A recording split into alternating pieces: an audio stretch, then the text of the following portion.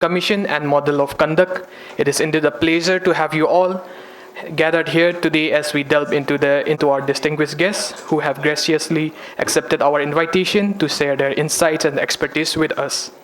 We are honored to have Sri Deepak Kumar Sarma, our esteemed figure of vast experience and expertise among us. Allow me to introduce Sri Deepak Kumar Sarma.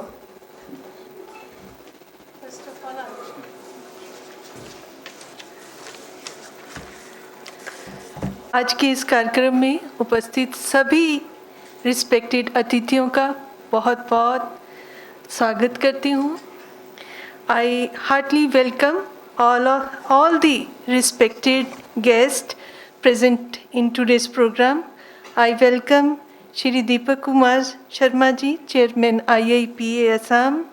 I welcome Professor Durba Pratim Sharma ji, Professor Department of Political Science, Guwahati University. I welcome Dr. Vikas Tripathi ji, Assistant Professor, Department of Political Science, Guwahati University. I welcome all the members present here, Head of the Department, Dr. Dheeraj sir from the Department of Political Science and other faculty member of our department and students.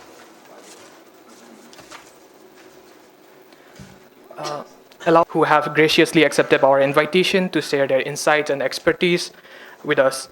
We are honored to have Sri Deepak Kumar Sarma, an esteemed figure of vast experience and expertise among us. An individual whose journey is marked by profound dedication to public service, Sri Sarma began his academic pursuit with MA in Sanskrit from Guwahati University, thereafter embarking on a distinguished career in civil services, joining the Assam Civil Services in 1983.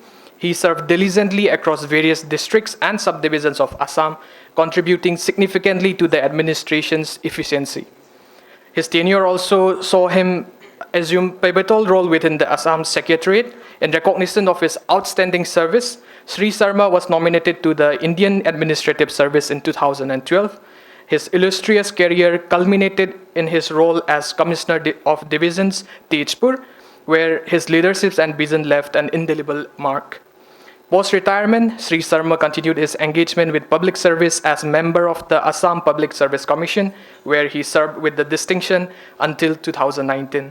His commitment to the field of administration is further evidenced by his long-standing association with the Indian Institute of Public Administration, Assam Regional Branch, where he served as the life member since 1983 and currently holds the position of the chairman. In summary, Sri Deepak Kumar Sarma's remarkable journey epitomizes the ideals of dedication, integrity, and service. We are privileged to have him with us today, and we are eagerly anticipate his insights and wisdom. Respected sir, I would like you to invite to the lectern to address the august gathering. Respected Professors Dr. Meenu Sharma, Professor Dr. D.P. Sharma, Dr. Vikas Tripathi, faculty members present here, and my dear students. It's a pleasure to find so many young students in this program. I take back my memory to my days, about 50 years back, when I was also a student like you. Anyway, forget about this. Now coming to the seminar. Very interesting topic has been selected. You'll have a glimpse of the Election Commission as well as Moral Code of Conduct. IIPA, before that I will introduce you to the IIPA. IIPA is Indian Institute of Public Administration. Its headquarters is in Delhi, New Delhi, Indraprastha Estate, in front of Indira Gandhi Indoor Stadium. It was created in 1954, 7 years after our independence, and created by the then Prime Minister, Pandit Jawaharlal Nehru. Pandit Nehru was interested to change the mindset of colonial administration. You might have heard the name of Macaulay, Lord Macaulay. He has a different agenda to have. Then Nehru was interested in changing the mindset of our administrators. So this was created on a recommendation by one dean of Maxwell School of Citizenship and Public Affairs, Syracuse University, is Professor Paul Hanson Appleby. He suggested for a institute, and that took place. He suggested in 1953, and 1954 it came. Nehru was the first president, and after Nehru, all the prime ministers became president. After Nehru, it was Lal Bahadur Shastri who was the president of the institute. Then Indira Gandhi. Then Gulzarilal Nanda became the president of this institute, and the institute has chairman as well. Normally, chairman is the main man who presides over the meeting of executive council. Among the chairmen, the names of Dr. C.D. Deshmukh. You must have heard about C.D. Deshmukh, D.P. Dhar, V.T. Krishnamachari, Ashok Mehta. These big people were there. They were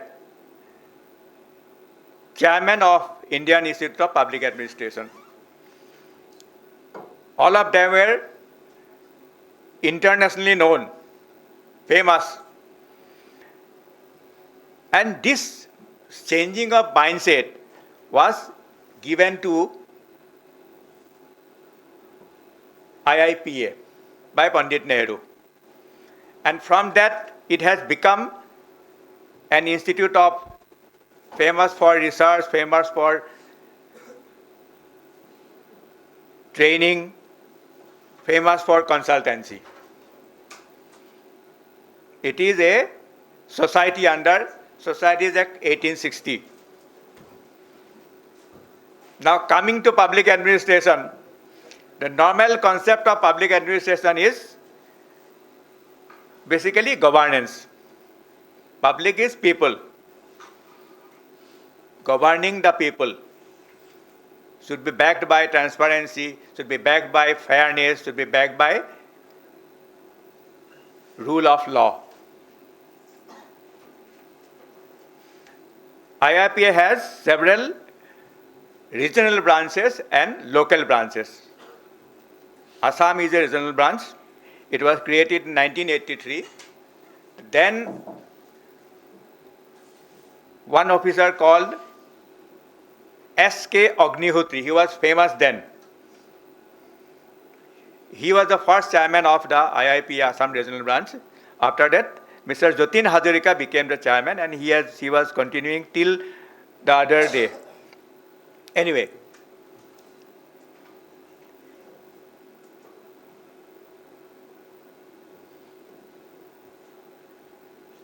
it is relating to public administration. The Assam branch organizes talks, seminars, meetings on issues relating to public administration. Anyway, now coming to the topic of the seminar. It is a relevant topic. Election is round the corner. We have parliamentary elections after a month or so. Then model code of conduct is a very important issue. Code of conduct. Basically, conduct is a way of behavior. This is prescribed by Election Commission. Under Article 324 of our Constitution, Election Commission has been created. It has lot of power. It is a watchdog. It is a watchdog. It conducts elections to the president, to the vice president, to the parliament, to the assemblies.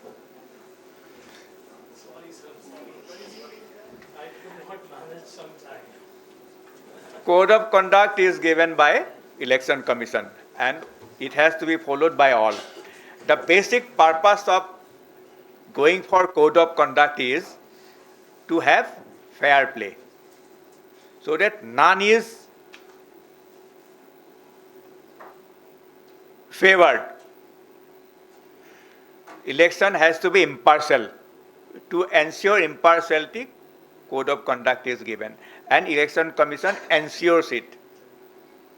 If someone violates, Election Commission can go for actions against them. Anyway, we'll have very beautiful discussions ahead. Hope we will enjoy these discussions, and after discussion we'll have one-to-one interactions as well.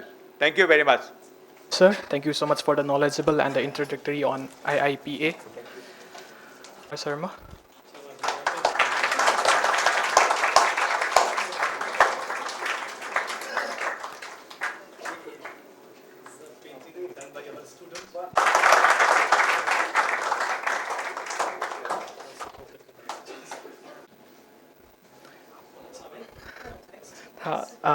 Who is Professor of Political Science, Guwahati.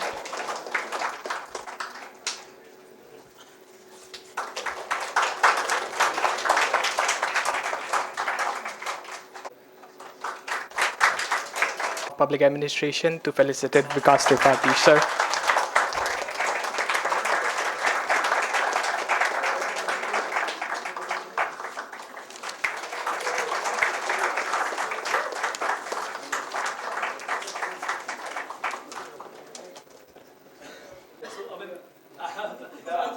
Sir मेरी नहीं है अभी तो वो मौका नहीं है संस्कृत और हिंदी एसएमईज तीनों translation Vikas Tripathi ji and Professor Sharma ji. So I think, and Meenu madam and all faculty members sitting here. Since morning we are running from pillar to post. We have so many very valuable events going on in the campus, and since morning till this time we were having political science department was organizing G20 Modern United Nations. So I was so engrossed in that thing for 1.5 hours I could not move my feet because my students were doing so well, and that is the ultimate objective of educational institution, I believe. And Meenu madam and team out here, we have a very pertinent topic as of now. We have Election Commission and Model Code of Conduct. By chance, one of the Deputy Election Commission, the two been recently appointed. One is my alma mater. He's from Colvin Talukedas College, the college I belong to. And Rajiv Kumar ji is also quite well known to me personally. But more than that, I would say that it is really a mesmerizing event for the nation, where so many people, so many days, so many logistics, paraphernalia and code of conduct has to go hand in hand. It's a very difficult task. If you ask me personally, shifting people from one position to another, all the SPs of Assam have been transferred to another district, all the SPs of Uttar Pradesh have been shifted to another district, and so on and so forth. Such a huge task and huge work is going on, and I think many things has to be done before the code of conduct, and therefore we see all the newspapers full of all the what I should say foundation laying ceremony to release of something for almost 15 days. When we came to know 13th to 16th election is going to be announced, the newspapers were sold. First, second, third and three pages have come, and now it has stopped absolutely. So Election Commission has done that, I would say that. And also many other things which is code of conduct. Recently I got somebody from Uttar Pradesh visiting me. He said, I will go and not meet so and so. I said, why? Because code of conduct is there. I belong to one party, now the election is on. I am not supposed to go and meet the public servant because public servant will be categorized in a wrong way. So it's really very, very, I would say, for me it is very interesting. And for you also should be very interesting because ultimately we all are part of this nation and we love our country, and democracy is what is great about this nation, and how election commission and these kind of things enlighten us and tell us so that we also at times, if found somebody is infringing the code of conduct, we can inform the election commission and other authorities that such and such person is infringing, so that they can take action. So I mean, this is only thought which came to my mind. Tripathi ji, Sharma ji, maybe right or wrong, I don't know, but seeing the topic, what I read from the newspapers, these few things came to my mind, so I shared. So my best wishes to the whole seminar and this conclave, and also best wishes to the speakers today. Thank you so much, everyone. Royal Global University for his kind words, his grace, and his presence in this seminar. Now I'll move forward by introducing Professor Dhruva Pratim Sarma, an eminent scholar and a beacon of knowledge in the realm of political science. And allow me to introduce Professor Dhruva Pratim Sarma, a luminary in the field of political science, currently serving as the professor at Guwahati University. Professor Sarma's academic journey is illustrious, having obtained his MA, MPhil, and PhD degree from the prestigious Jawaharlal Nehru University, New Delhi. His scholarly pursuits have developed into various facets of political sciences, with a particular focus on ethnic studies, public administration, and electoral politics. Professor Sarma's contribution to academia are vast and profound. He has graced the pages of reputed books and journals, including the esteemed Economic and Political Weekly. His insightful analyses have also found their way into leading newspapers such as The Hindu. Notably, Professor Sarma has co-edited a seminal work titled Administrative History of Undivided Assam. Beyond his scholarly endeavors, Professor Sarma's commitment to academia extends to various esteemed institutions. Since 2011, he has served as the state coordinator for Assam with Lokniti CSDS. Additionally, he has lent his expertise as the member of governing body at the OKD Institute of Social Change and Development.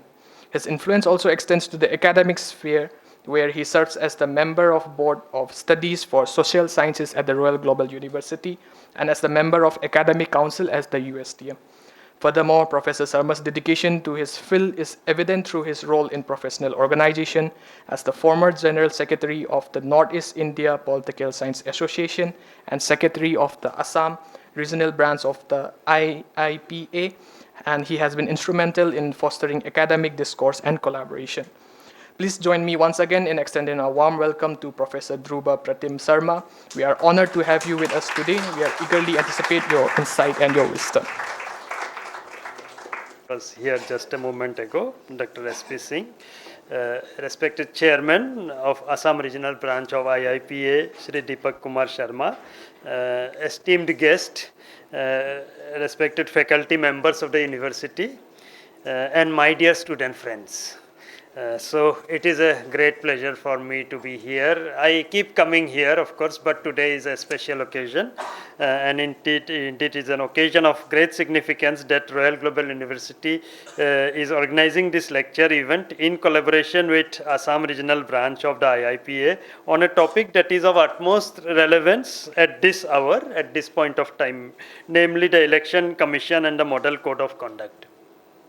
So first of all, I would like to say that the University Authority deserves deep appreciation for facilitating this event, and the Department of Public Administration has taken all steps to make this event successful. In particular, I would like to thank Dr. Minu Sharma ji.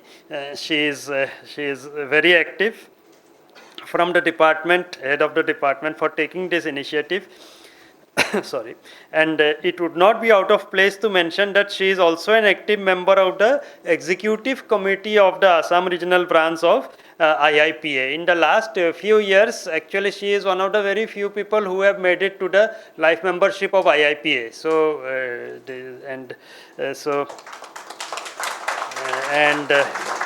So I'd like to thank her for this event. And on the part of our branch, IIPA Assam Regional Branch, we look forward to more such fruitful interactions with your university in the coming days.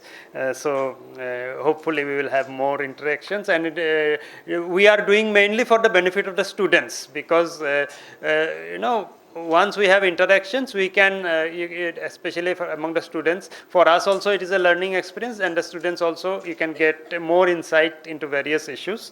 The topic of Election Commission and Model Code of Conduct is relevant today, not only because our country is facing the general election that is due to be held phase-wise from the 19th of April onwards. It is going to be held in how many phases? 7 phases. 7 phases.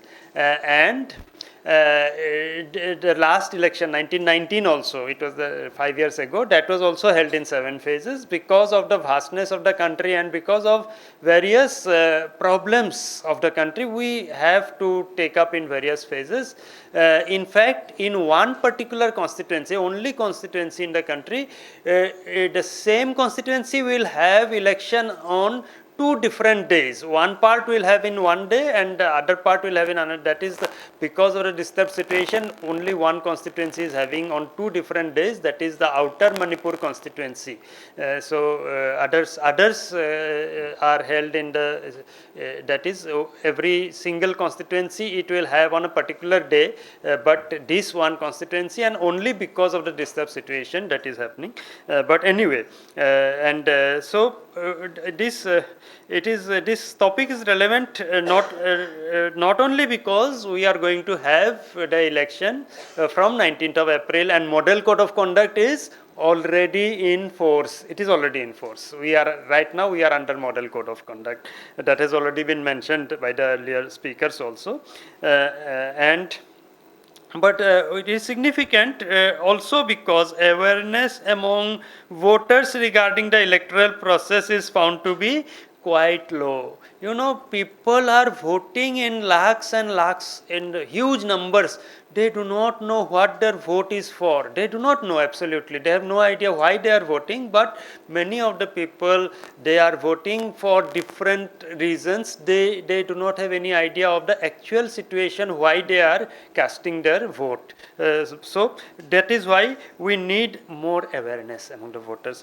So awareness among voters regarding electoral process is found to be quite low, although voting percentage may be quite high in the country. In fact, most voters are found to have diverse ideas regarding the significance of voting and the implications of their vote.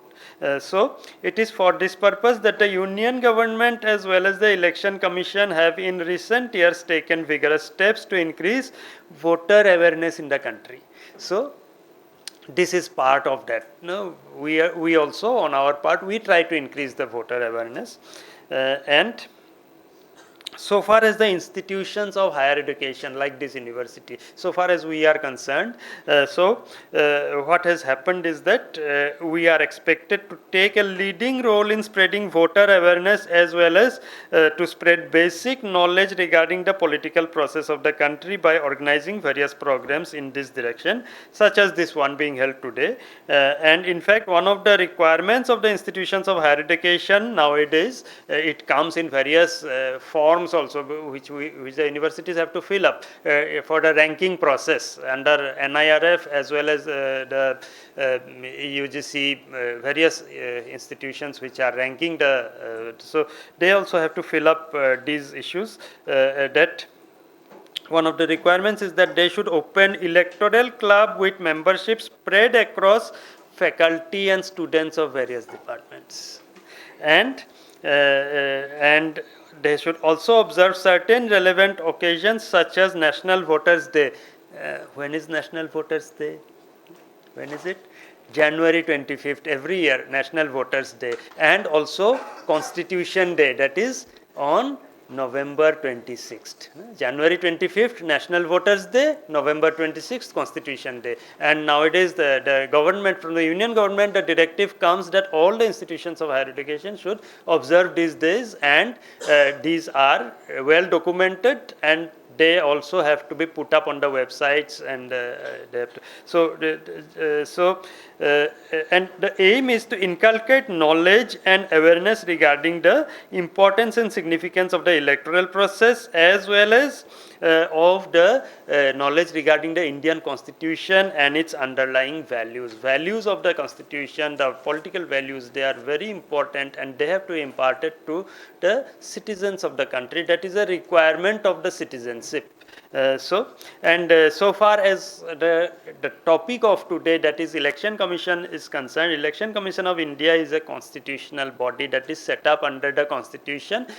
Most of you are familiar with Constitution. So if you see Article 324 of the Constitution, it has provided for the superintendence, direction and control of elections to the parliament and to the state legislatures, as also to the office of President of India and office of Vice President of India shall be vested in the Election Commission. So Election Commission is a constitutional body, and it is also an all India body, that is, it is common to both the center as well as the state. The elections to the state legislative assembly as well as the elections to the parliament, and the elections to the office of president and vice president. These are conducted by the Election Commission. As well as state legislative councils also, you know that in some states there is state legislative council, that is also conducted by Election Commission. And then the Election Commission, it operates under the authority of the Constitution, and subsequently, that is, I have said Article 324 and the following articles, that particular part of the Constitution, and subsequently after Constitution came into force, we find Representation of People Act of 1951, that is, it sets out the details regarding the Election Commission and the process of election as well. The Commission has the powers under the Constitution to act in an appropriate manner when the enacted laws make insufficient provisions to deal with any given situation in the conduct of an election. Because at the time when our Constitution comes into force, the Constitution makers, they did not have much idea of what type of a situation will arise, because every now and then new types of situation will come out. So the country can deal with that in terms of amending the laws which are made for the Constitution so as to fit into the time needs of the time. We find that the elected bodies, they have the right to, especially Parliament, it will have the right to change the election laws as and when required. So Representation of People Act also, although it is way back more than 70 years ago, but we find that it is being amended from time to time. And being a constitutional authority, Election Commission is amongst the few institutions which function with both autonomy and freedom, along with the country's higher judiciary, the UPSC and the CAG of India. It means Controller and Auditor General, the Supreme Court and the courts in India, they have, or you can see the UPSC, they function with certain amount of autonomy and freedom from the executive and the legislature. So similarly, we find that the Election Commission, it acts independently, as I have said, established in 1950, and originally it had one Chief Election Commissioner and two additional Chief Election Commissioners were appointed, first in 1989 and later in the 1990s we find that that it was made a permanent feature. A constitutional amendment was made, and so from 1990 onwards we find that it's a multi-member body, and a 3-member commission has been in operation since then, and the decision by the commission are made by the majority vote. And Chief Election Commissioner or an election commissioner, any election commissioner, one of those three, shall hold office for a term of 6 years or up to the age of 65 years, whichever is earlier from the date on which he or she assumes the office. And you also know, the VC sir has just informed you that there are 2 new election commissioners, both quite known to him. So these are generally from the IAS, they are recruited, and they will serve either for a term of 6 years or for till the age of 65 years, whichever is earlier. So, so this is in a nutshell. It is regarding the Election Commission of India, and now. Because many of you are tired after so many classes in the day, some of you are sleeping also, but no problem. But to wake you up with all the slides and all the exciting, colorful things, our co-presenter, Dr. Vikas Tripathi, he will come and tell you about many things which will excite, which will be very important and useful for you. Thank you. Knowledgeable discussion on election commission and the model code of conduct. Now, it's my pleasure to introduce Dr. Vikas Tripathi, an assistant professor at Guwahati University. And Dr. Tripathi's academic journey is marked by dedication and scholarly excellence. He has made a significant contribution to academic discourse through his insightful writings in esteemed journals such as the Economic and Political Weekly and Studies in Indian Politics. Dr. Tripathi's expertise extends beyond the confines of academia, as evidenced by his thought-provoking opinion pieces in renowned publications including The Hindu, The Economic Times, the Assam Tribunes, and so on. His recent research endeavors focus on the critical aspects of electoral politics, Hindu nationalism, and political leaderships in Assam, as well as the functioning of parliament and the cabinet in India.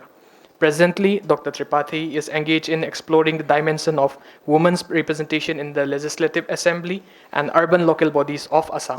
In essence, Dr. Vikas Tripathi's scholarly pursuits and dedication to rigorous research makes him a very valuable asset to our academic community, and we are privileged to have Sir amongst us, and we eagerly anticipate his insights and contribution.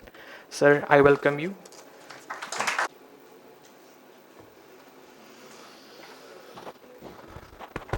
Hello, can you hear me?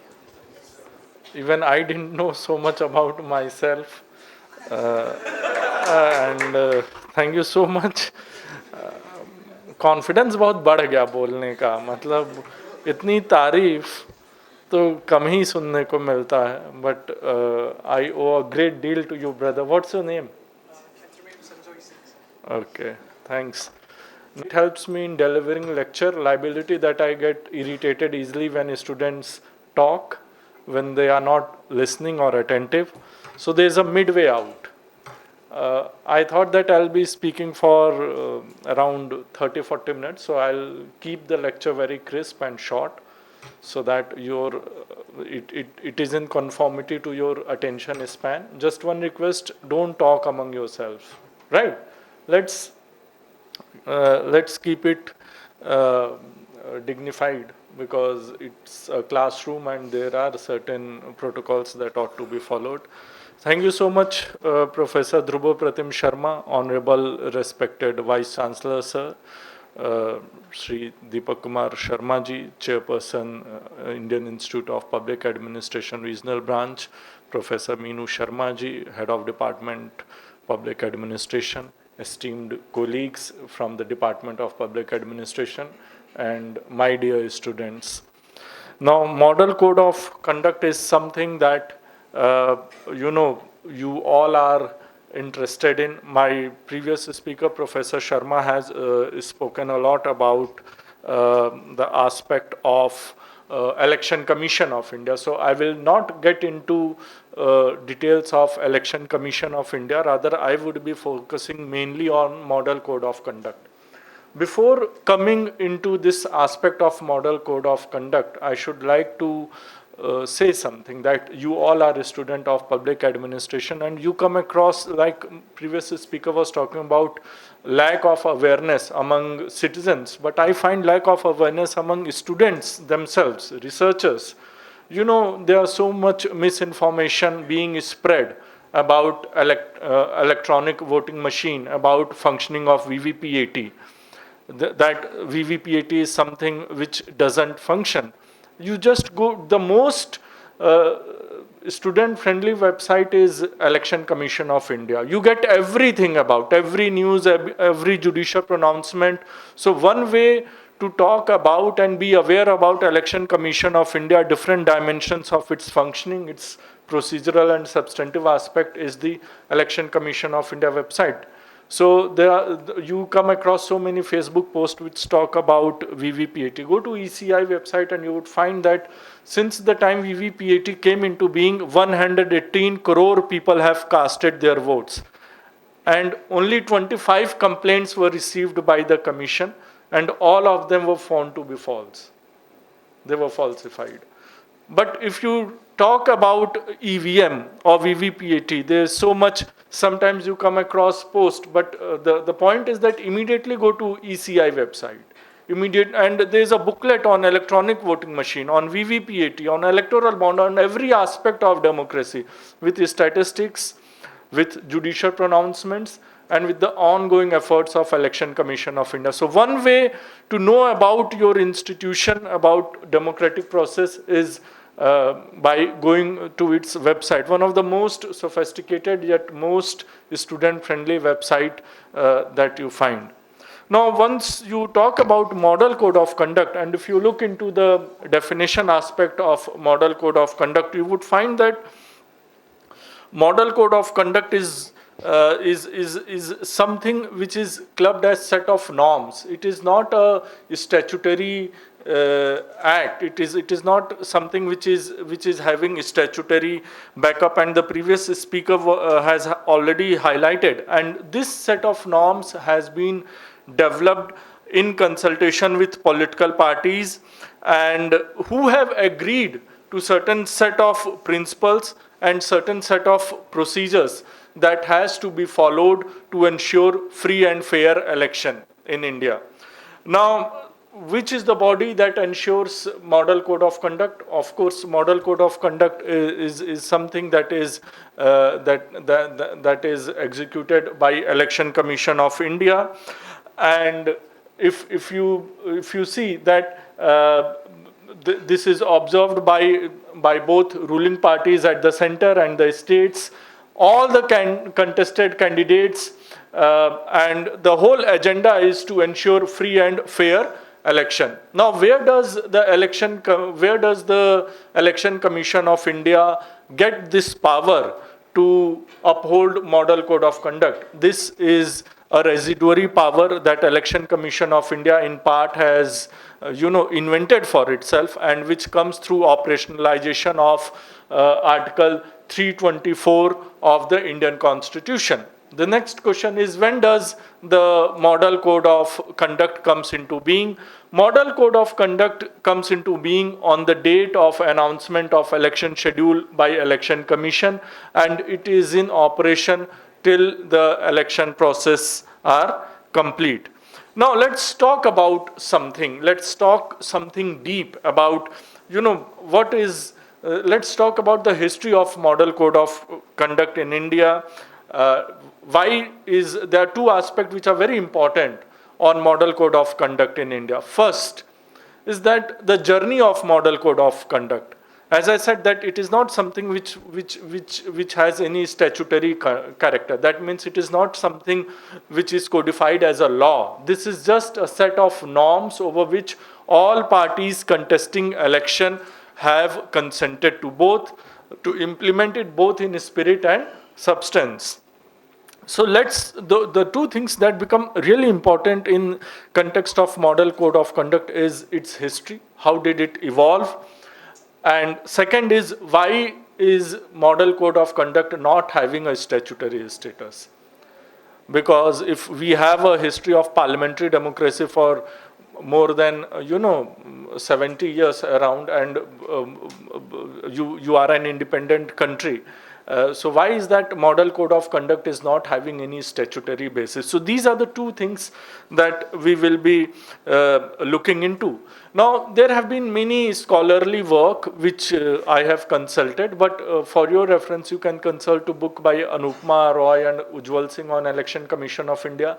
Then I have consulted by two books which are published on the website of Election Commission of India itself. One is the leap of faith, and second is the manual of Model Code of Conduct. All the three are easily available for you to download and read it for yourself. Now, if you see, the journey of Model Code of Conduct has not been an easy journey. There has been a lot of, like my previous speaker, Professor Sharma, was highlighting, that Election Commission of India is an institution that can be considered as a referee. There's a deep political contestation going on, and the ECI is the referee among the players. But if you look into the functioning of Election Commission of India through historical lens, you would find that the Election Commission of India has evolved as an institution. No doubt it's a constitutional body, constitutionally mandated body. It was supposed to be a significant institution. But the journey of this institution is remarkable in the sense the way it reinvented itself. From being a mere referee, it has transformed itself into an institution which can rightly be called as a rule-making and rule-enforcing institution. And one particular aspect that becomes a living testimony in this regard is the aspect of Model Code of Conduct. And it's not that the players readily agree, because if you create a code, the party which gets most affected are the parties which are in competition with each other. And there has been frequent turnovers of government, both at the center and at the state. So this journey has precisely passed through two distinct phases where Election Commission of India reinvented itself. One was the phase of emergency. Emergency was imposed on June 30th, 1975. The emergency was for 2 years, from 1975 to 1977. So in the post-emergency phase, we see the reassertion of, it's not that it created new laws for itself, but it maneuvered a new space for political assertion. It was a kind of new vigor, a kind of assertion on the part of Election Commission from the post-emergency period. And the second most distinctive phase which led to the transformation of Election Commission was the phase in 1990s onwards. You all may remember the name of former Chief Election Commissioner. One Election Commissioner, if I ask you, name one former Chief Election Commissioner, whom would you name? T.N. Session. T.N. Session was Election Commissioner in one of the most turbulent time of India's parliamentary democracy, from 91 to 96, witnessed 5 Prime Minister, P.V. Narasimha Rao, onwards to Atal Bihari Vajpayee, Dev Gowda, I.K. Gujral. Vajpayee was Prime Minister just for 13 days in his tenure. So you see, the 1990 is a very specific moment in India's political history, because it witnessed the rise of coalition politics, and the political competition underwent transformation with the proliferation of regional parties. And there are scholars like Rudolph and Rudolph who argue that it was during this period when non-parliamentary institutions asserted their authority. And there were two major non-parliamentary institutions which asserted their authority. One was the Election Commission of India. Election Commission of India was, and the second non-parliamentary institution was the Supreme Court of India, the rise of judicial activism. Now, when you see this background story is also to do with the way the Election Commission was bringing political parties on the table and deal with emerging problems. And that's why Model Code of Conduct in India has been a dynamic affair. It is not that you adopted a Model Code of Conduct and it has remained static. It has changed. In fact, Model Code of Conduct has changed many number of times, and we'll come to that. But a question may arise from the audience, and the question may be, sir, why do we need Model Code of Conduct when we already have specific laws that deals with corrupt electoral practices and corrupt influences in election. These are representation of People's Act 1950 and 1951. So what is the need for having model code of conduct? Now, you see, model code of conduct is what Ujjwal Singh and Roy calls as disciplinary regime for political parties, because legal framework, which is 51 and 52, they are statutory framework. They pertain to electoral offenses and corrupt practices, but they only become, operational once the electoral process is over. During the entire time when the election process starts, from the time when the date of announcement of election is done by the Election Commission of India to the time when a notification is issued by the Honorable President of India to the time of the conduct of elections to the final declaration of result, you cannot avail the objects under representation of People's Act 51 and 52. And that's where model code of conduct plays a very important disciplinary role. It becomes the disciplinary arm of ECI over political parties, and it offers a supplementary legality to plug the vital gap that exists in the legal arena. Now, let's talk about so first we discussed about what is model code of conduct, then we talked about why do we need a model code of conduct, and then we discussed about why is MCC at all required when there are electoral laws to deal with that aspect. Now, let's talk about the evolution. And evolution, see, if we are meeting and we have decided on certain codes and conventions, that only is possible only when there is a consensus. So the history of parliamentary democracy in India is a history of political consensus. Despite deep differences, there have been one thing that has united all is the way in which we arrive at consensus. So the model code of conduct was something that was first drawn up in a very rudimentary shape by the Kerala government before elections of 1960. It was taken up by the Election Commission of India. Election Commission of India convened all party meeting. It held consultation with political parties. And then it decided that there should be something model code of conduct. Look at the word model code of conduct. So it itself says that there is nothing called as permanence attached to it. It is something that has to be followed, appropriated and imitated rather than making a fixed boundary around it. So again, the Model Code of Conduct was revised in 1974 when there were midterm elections to certain state legislative assemblies. Again in 1979, B.L. Shakhdar was one of the most, he is as popular as former Chief Election Commissioner T.N. Session. Not many may be knowing about it. Again, it underwent revision, and in 1979, when the Model Code of Conduct were revised, it was a unique revision in the sense that the Model Code of Conduct henceforth was divided into 7 parts. And the part 7 exclusively dealt with political power, with political parties in power at the center and the state. And this was something not ordinary. This was something through consensus building, trying to create a level playing field. And a level playing field is possible only when opposition and the government are on the same political footing. And the part 7 of the Model Code of Conduct was something that was devoted to it, about how, the code that are specifically meant for observance for political parties which are in power at the center as well as state.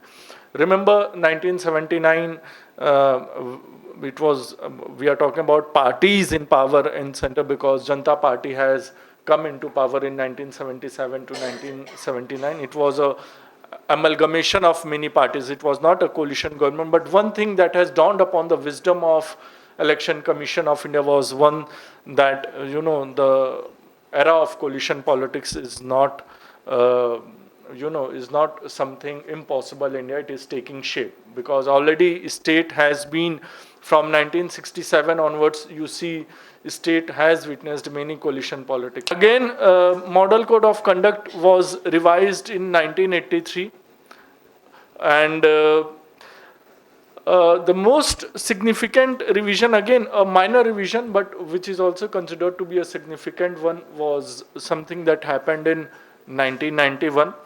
And one part which had been,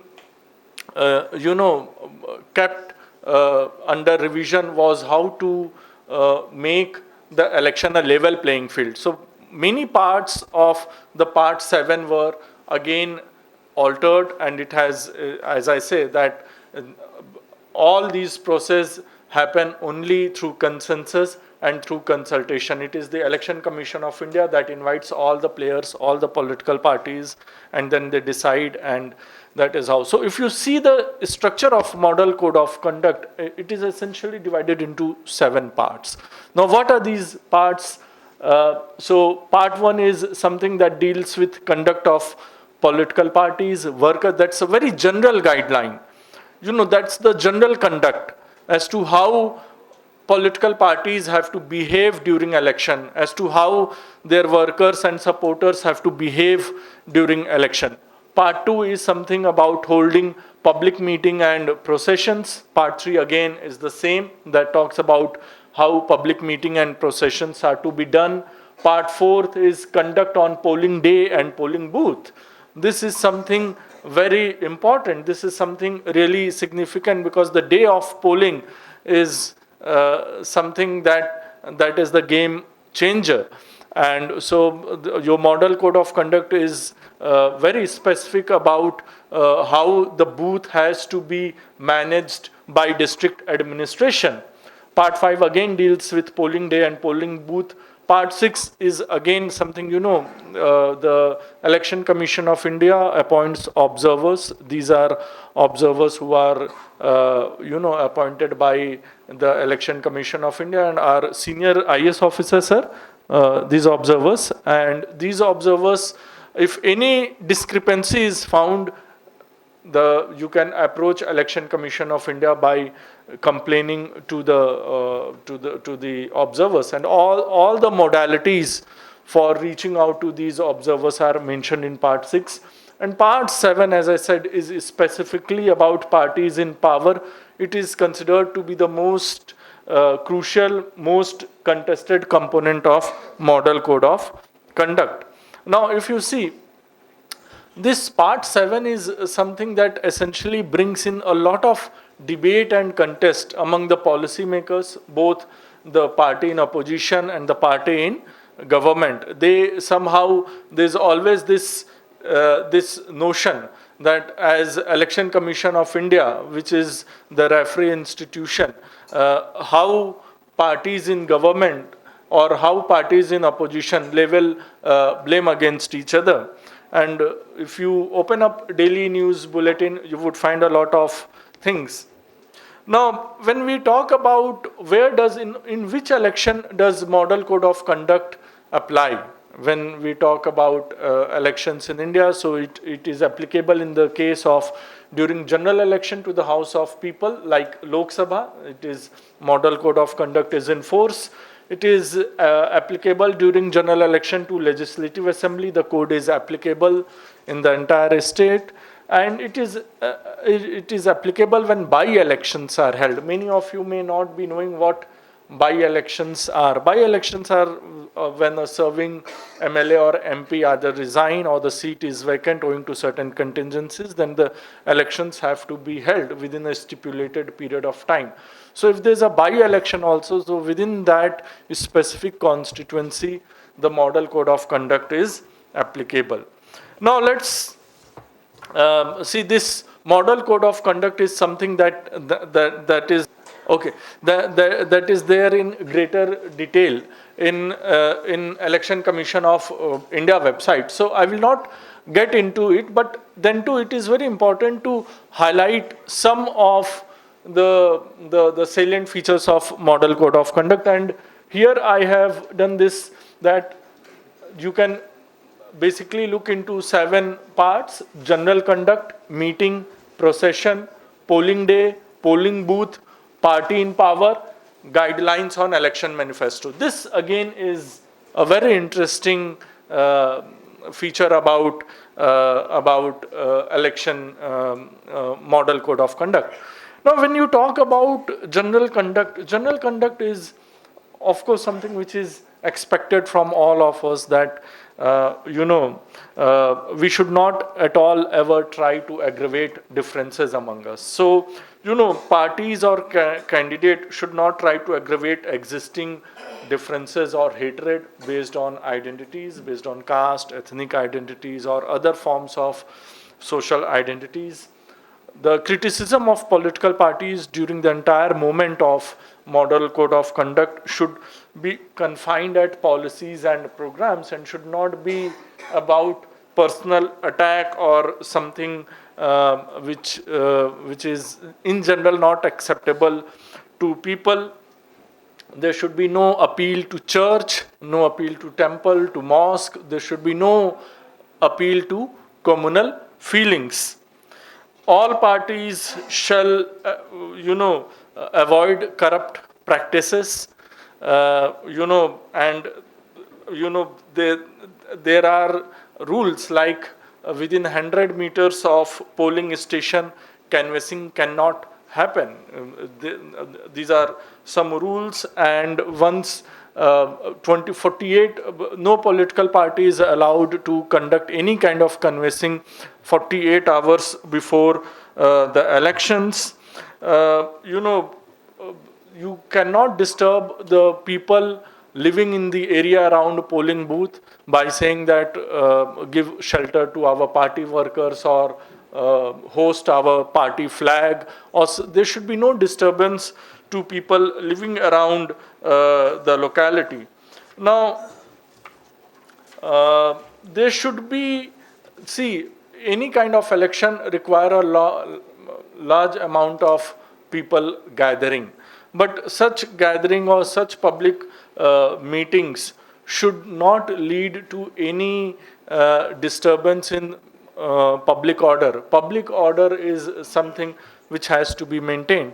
And when we talk about meeting, so actually, even if you take out a procession in your university, you have to inform the dean of student welfare, or some office is there where you need to inform elections. So likewise, when you talk about elections and public meetings, then the party or the candidate, they have to inform the police authorities of the venue and time of any proposed meeting well in advance. And it is the obligatory on the part of party or to candidate to find out if there is any prohibitory order on the part of the state, right? So that there is no disturbance. And use of loudspeaker or any other facility in connection with the meeting is only possible only if you have taken prior permission. Now, if there are some disturbances happening, then should the party become, like what Thomas Hobbes says, into anarchy? No, it is not. It is the police, it is the duty of the state to ensure, public order. And so political workers should not be allowed during meeting to enter into any kind of conflict resolution. They should approach the district administration, and it is up to district administration how it reaches out to them. Similarly, there are model code of conduct about procession. Again, it is about the time and place, the starting point of procession, the length of procession, the number of people who would be involved in the procession. All this has to be conveyed to the local police authorities as well as competent authorities so that it can happen. And it is obligatory on the part of the organizers, whether the party or the candidate, to see to it that no disturbance is created through mobilization of people.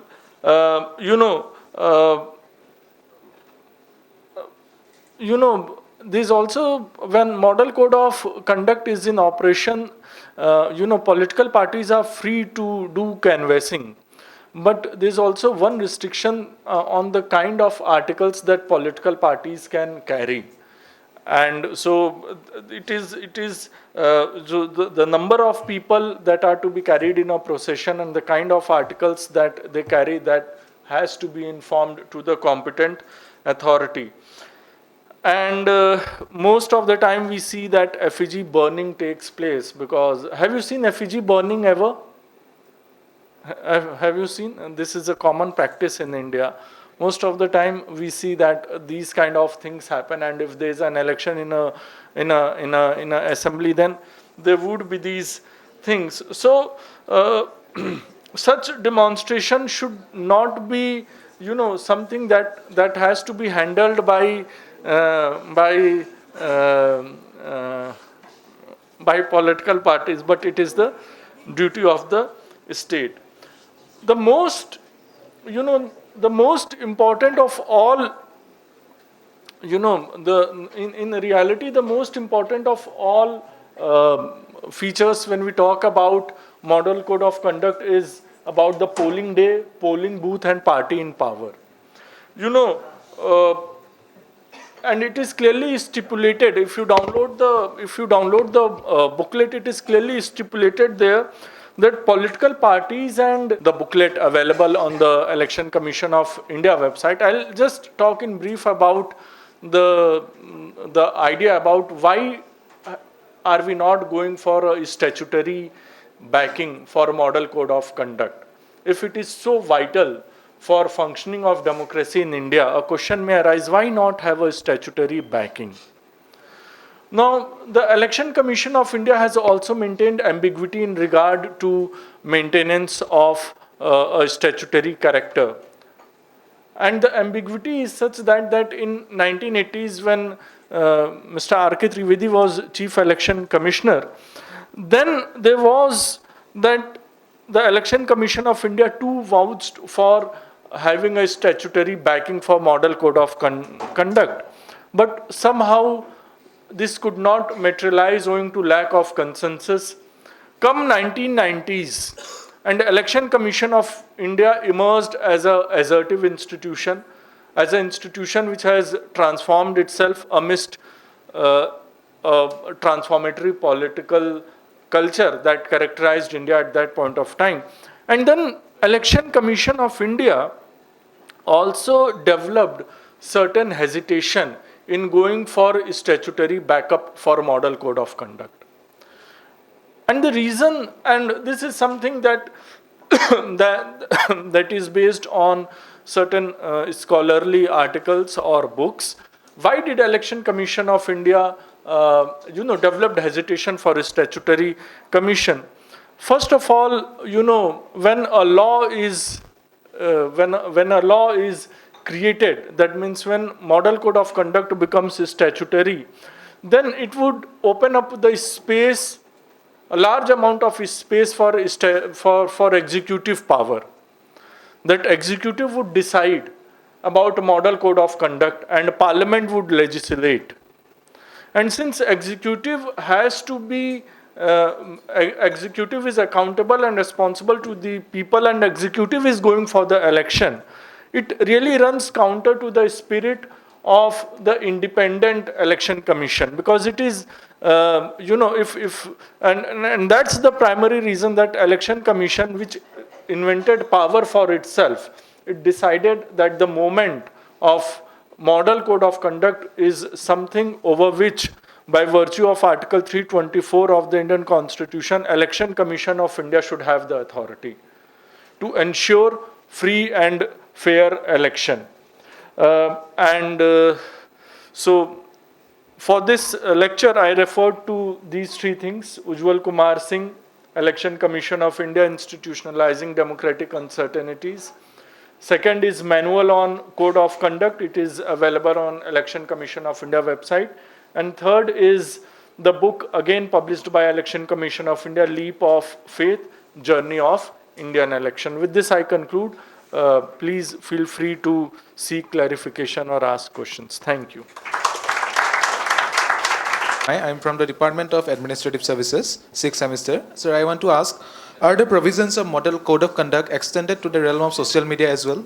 So, see, as the wording is very clear from the Model Code of Conduct that there are general guidelines for political parties as well as candidates, right?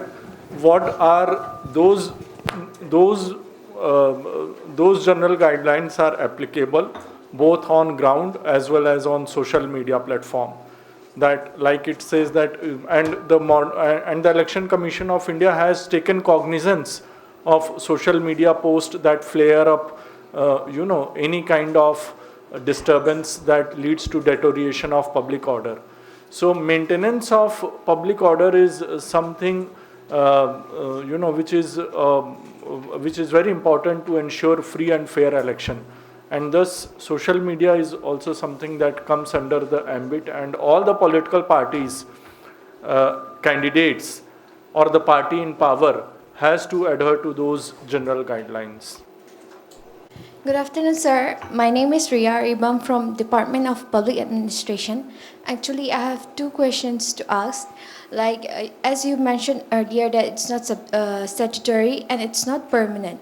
So my question is that how often does it get reviewed, or does it have a periodic time interval where it gets reviewed and it reflects as we have dynamic laws and these policies? And the next is, if during emergency or something about thing, then does it get changed immediately, or do we need some kind of procedure to get implemented? This is something that Election Commission of India has been reviewing from time to time and coming up with fresh guidelines. Understand that these are just guidelines. So we started with what you call as Model Code of Conduct in 1968. It was adopted from Kerala. Then it was revised in 1974, then again in 1979, 83, 1990s. And some changes keep on happening within the guidelines. All these processes happen only in consultation with political parties, which Election Commission of India convene if and when need arise. See, if something is passed by Parliament during the time of emergency, then that becomes obligatory on the part of Election Commission of India to uphold. Because as per Article 324 of the Indian Constitution, Election Commission has to ensure free, fair and independent election through respecting the Constitution. And emergency provision, suppose in 1975 to 1977, the duration of the House was extended by an year. So the election happened only when the government said that the elections would happen, and the House completed 1 year of time. So the last election was something that happened in 1971, and then the election happened in 1977. Ideally, election should have happened in 1976. But since the House was extended for 1 year, Election Commission cannot do anything. It has to, because that Parliament, Parliament is something that has decided through its own wisdom that the tenure of House is something which is to be extended, and we are a parliamentary democracy, right? And which is based on the idea of separation of power. So independence and fairness of Election Commission is maintained so long as it maintains this sanctity about the separation that exists between institutions. So election, it is up to the government when it decides to, to give a statutory backup to any kind of model code of conduct. But it is as I said, it is a journey which is based on consensus, and political parties informally decide on the nature, content and context of model code of conduct. We will have. I'm from Administrative Service, 6th semester. So, sir, as you have mentioned, it's a legal code of conduct is not a statutory body. So, what are the consequences that political parties has to face in case of any violation? What election commission does is when model code of conduct is in operation, all the laws of public order is in operation, but it is up to the election commission of India which takes cognizance. See, essentially you have to understand that why do we need a model code of conduct. There are a lot of there may be a lot of question about this fact that why should we not have something called as statutory model code of conduct, because if statutory model if model code of conduct becomes statutory in nature, then probably you may think that the people who are creating any disturbance in the conduct of election may be held accountable quickly. But that strengthens the executive, because government essentially you have to understand this thing that this model code of conduct is surviving as non-statutory entity, because one very important reason is that the Election Commission of India itself, which understands that if you have to ensure free and fair election, you cannot depend upon statutory backing by the government or the parliament. Because it is when you are going for election, whom are you electing? The government and the parliament. And that's where, Election Commission of India, by making this character as something based on convention, something based on something that is non-statutory, is able to create consensus and maintain, free and fair election in democracy. Thank you so much, sir. And thank you, Dr. Vikas Tripathi, sir, for such an insightful and interesting talk and discussion on Commission and Model Code of Conduct. I would like to take a moment to extend a heartfelt and a sincere gratitude to all those who have made this event possible. First and foremost, a heartfelt thank you to the esteemed guest, Sri Deepak Kumar, sir, and for gracing us with your presence and sharing your invaluable insights. I would also like to express appreciation of our distinguished speaker, Professor Dhruva Pratim Sarma and Dr. Vikas Tripathi, for their enlightening presentation and thought-provoking discussion. A special thank you to all the respected members of the IIPA Assam Regional Branch and the participation for your active engagement and the meaningful contribution to the dialogue. We are also immensely grateful to the organizing committee, volunteers, support staff for their hard work and dedication in making this an event a success. Thank you all once again and have a great evening. Thank you.